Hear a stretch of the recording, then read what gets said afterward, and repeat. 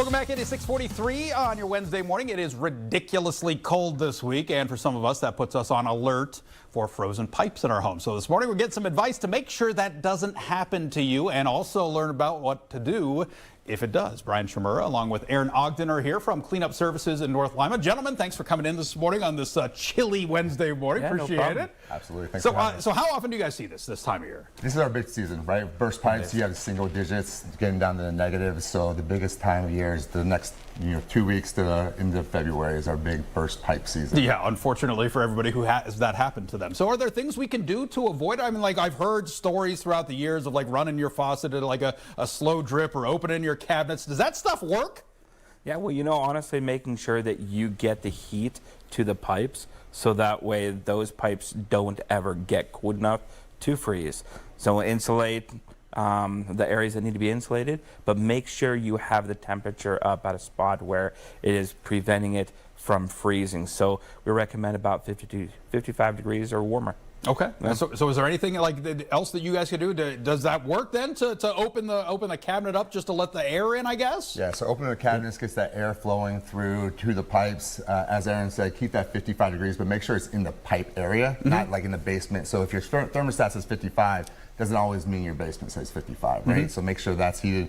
You can insulate your pipes with the pipe insulation, as well as making sure that the water's running, especially if you're going to leave for an extended period of time.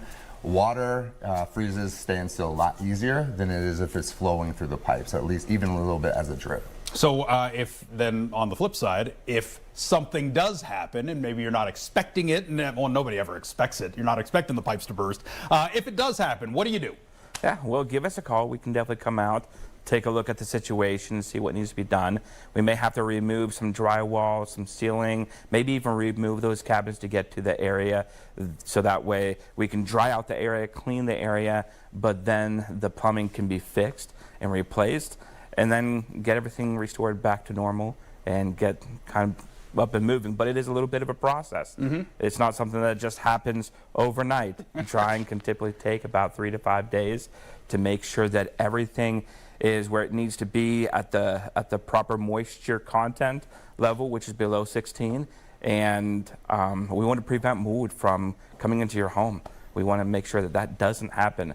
So we keep it clean and we make sure it's nice and dry. Oh, that's a big thing that I think a lot of people don't necessarily think of, right? I mean, they want to clean up the mess, and then they don't realize the other stuff that can grow after that. So we talked about burst pipes. What else do you guys see this year? Is there anything else that's common that homeowners can do something fairly easy to try and stay away from? So obviously the burst pipes is a big thing, freezes, but the other thing is when it starts to thaw. So know where your sub pump is. Make sure you know it's operating, because when that ice does thaw, then you start seeing that all that water get into your basement, or could potentially get in your basement if your sub pump's not working. Especially during this cold weather, the sub pump has an impact. The cold weather has an impact on the sub pump, so make sure that's functioning, because that's the biggest thing after the freeze comes and we get back to warmer weather. Oh yeah, we were just talking in the commercial break. Happened to me years ago. I found out that I needed a battery backup because that happened to me. The battery died, and then I had water all over my basement. If anybody needs to get a hold of you guys, how do they do it?